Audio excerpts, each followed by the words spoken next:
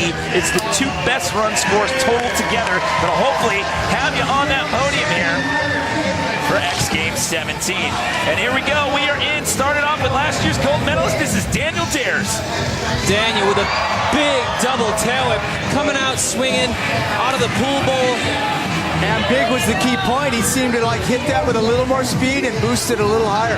And that'll help you maintain your speed through the rest of your run. Oh, man! Double tail whip Straight into the flare. He wasn't lying. He's saving some for the finals. Save some energy, save some of his big tricks. You know, and you also got to consider the wow factor. You know, you come out, you kind of hold back a little bit, then you come out for your finals run with energy like this. Oh! And 7 over the gap. That's a solid run from Daniel Dares has made his mark. Did he take his hands off on that? It looked like he got his hands off. He is here to compete. Oh, looked like one of them came off. And right out there right now, Chase Hawk, he's just going to attack this thing at a high speed. What a massive line. Now, we talked about this in the elimination rounds. Some of these guys have a big arsenal of tricks, and then again, a guy like Chase here, he's known for his style and his flow, and that's obviously paying off for him because here he is in the final. Chuck no-hander up into the ski jump, hops around the bowl corners and gets some more speed. Now Daniel's posted a 35. That's a solid score, but it's far from the 40 that some of the guys were posting in earlier rounds. So huge alley-oop. Alley-oop meaning you kind of drift backwards, you kind of travel backwards through the air. Well, we're about to see another one of these style and flow guys with Gary Young. Watch how fast this guy propels himself through these corners and these pockets. Nice bar transfer in. That's a cool line. That is a very cool line. A peg grind right into the transfer off the carport. Manuel on the same line, coming into a little bit of trouble there. The alley-oop backs up. The tail whip out of the tombstone. Gary's looking like he's lost a lot of his speed. Yeah, this isn't his best, but the downside peg grind. Gary have to call it. Hey, it's a 4-run format. If you're going to fall, he was falling on a run that wasn't quite up to his standards to begin with, so. And he still has 3 runs left. He's got time. Gary has the energy to come back out and maintain the same energy level. Yeah, the key factor, it's your best 2 runs, and with 12 and a half to go on the clock, plenty of time left. And here you go with Scotty Kramer. Scotty, the double tail whip transfer up onto the carport. Wow, look at big transfer line. Look at the speed that he's maintaining. He's definitely up the ante with his intensity from what we saw out of Heat 1 from him. And that was a big trick. Backflip tail whip into the pump up. He landed basically flat with no transition. And look, he maintains his speed. He goes right back into his run. The impressive thing to me was what he did before the whip flip. He did a high-speed bar spin, bunny hopping into that bowl. That's fast, and it's a nice, I mean, it's a gnarly tight landing. To hit that as clean as he did and go right into this. Look at that. That's a big line. And he just slipped the pedals there, but he touched down, so he keeps the run going. And he got his energy back quick. He got his speed back really quick. And a no fault of his, really. I mean, there's just nothing to land on there. This is Bar Dennis spin, Henderson. manual, tuck no-hander in. Whip down that. That's the challenge with a course like this. When you can falter a little bit, you can land a little low, and if you can get right back into your line and get your speed going again, that's what it requires for a course like this, and to put together a winning run. And he's not even halfway through the run yet, but I feel like we're going to be seeing the leader.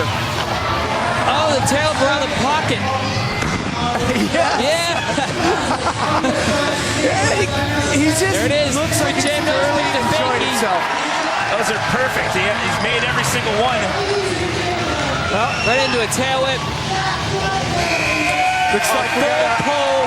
Uses all his time right to the buzzer. He's going to be the leader there, and he's led from Gary Young showing the appreciation of a good run from Dennis. Well, the best possible run score you can get is a 50. He gets a 40, so he's picking up right where he left off from round 1. I want to know how everybody thinks about this contest. Tweet us at X Games or tweet me at KROP BMX. No-handed 3 down the ski jump. No foot can the late whip. Wow! That's one of the bigger tricks. Out of the pool bowl, a steep transition. Man, and a huge 720. He's halfway through. He's got to maintain. Daniel, so far, his theory is working. Well, he had a little bit of a scare. being on the bubble going into this, and he says, you know what, I'm not wasting any time this time around. He wants another gold medal. Look, out of the pool ball, big alley-oop, double tail whip, out of that steep transition. That is such a challenge. That's going to be a big score. He's got a first run score of a 35, and he gets a 40. So that's a big run there for Daniel Dares as we bring back in Chase Hawk. Daniel Dares is back. Well, if this keeps up, there's going to be an all-out battle between him and Dennis Henderson. Chase nailing that man to the line, high speed. See if he pulls it right into the high-speed ice pick grind. So just your back peg is on the coping. He's showing a lot of control. Those are considered like flow-type moves. And you do it and go into something that big, this is what people like to see. But he did quit really early and didn't have enough tricks, so. You know, the speed they have to maintain, the energy level they have to have, all while doing these tricks. You know, it's like running a 100-yard dash through an obstacle course. Yeah! That's a shame. That's a shame for him to mess it up. A feeble to 270. Feeble to 270. He's going up sub-box style. That's a 4-foot tall carport, and he's going up like a sub-box, feeble grinding, and then 270 out, but he has to get over the end of it. He's not coming back into where he took off. He's going into something straight. Well, the pressure's kind of on for Gary now because he's got to get 2 solid run scores with 8:44 left in the jam. Up on the manual pad. Watch this. Bar spin in. That's very impressive. Right into it. Backflip, tail whip, landing smooth. Maintain his speed that time. That landing is tiny. Landing smooth on a wooden, like about a 2-foot transition. 12 seconds to go. Again, I hate to keep saying if he can maintain, but we're seeing a lot of guys just run out of energy, run out of lines.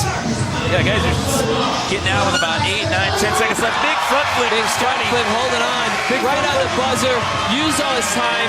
Coming out with a banger right on the end. I always think that's super important. Yeah, that was a big run right into a big score. Guarantee. This run's going to be big for Dennis Henderson. He's got a first run score of a 40. Remember, it's your 2 best run scores total together.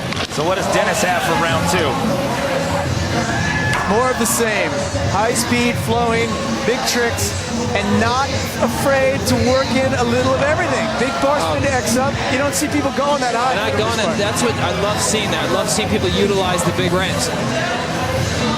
Flip whip, that's ridiculous. Over that chunk, that is amazing. That's ridiculous. And look at that. That's what I'm talking about. Tech lip tricks in the run, still finds a way to keep the speed and get going again. This is what BMX is about. And he did that right now. And he did that out of a flip whip. Out of a flip whip. If you're watching at home, the 2 clocks in the upper right-hand corner of your screen, the one in white, that's how much time we have left in the jam session. The one in yellow, that is the run clock. And there you go, 41. 41, and Dares is going to pass on his run.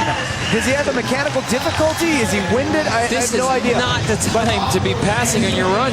If there's nothing wrong with his bike, this is where it gets weird, because now Chase is going earlier than he would have gone. The next guy's going earlier than way. Somebody else might decide they want to pass. In a jam format like this, when somebody gets pulled out of the mix, less time for everybody to rest, think, fix their bike, whatever they might want to do. We saw that last night in BMX Vert. We had 2 guys go out. We were down to a 3-man rotation in the finals, and the 3 guys left. They just called it with a couple minutes left. They were wiped out. Yeah, and when you factor in injuries, if a couple people go down, like what happened last night in Vert. That's a perfect example. You know, Chase could have dropped in a little tired, wasn't expecting to go in that early. Well, this plays to the advantage of Gary Young, because Gary has got the stamina. I mean, Gary can ride all day long. But if he's thinking about his lines, if he doesn't have it all figured out and he's trying to think it through, and you get rough, the nice toothpick grind over the doorway. That's when just your front peg is on the coping. This run is downside peg grind around the bowl corner. This run is exceptional. If Gary keeps this going, he's going to place his highest score of the day for sure. Well, he needs to drop that. Oh, man, that would have been insane. Tombstone transfer. Downside peg grind around the bowl corner. That would have been a great line. It's a shame to see such a good run go to waste there, but you got to give respect to Gary Young for just trying. He wasn't slowing down. That's the thing. It gets to the point. If you come out here to win, you got to be willing to throw down. You got to take some chances. Scotty Kramer starts it off with a tail whip gap transfer. Anderson's lead is huge right now. Yeah. We all know how quickly that can change, but Well, the question is Daniel going to come back? We don't know why he passed on his run yet. We don't know if it's a mechanical issue. We don't know. The Superman seat grab, both legs off the back of the bike, both hands grabbing the seat. I can't stress enough, though, it definitely changes it for everybody.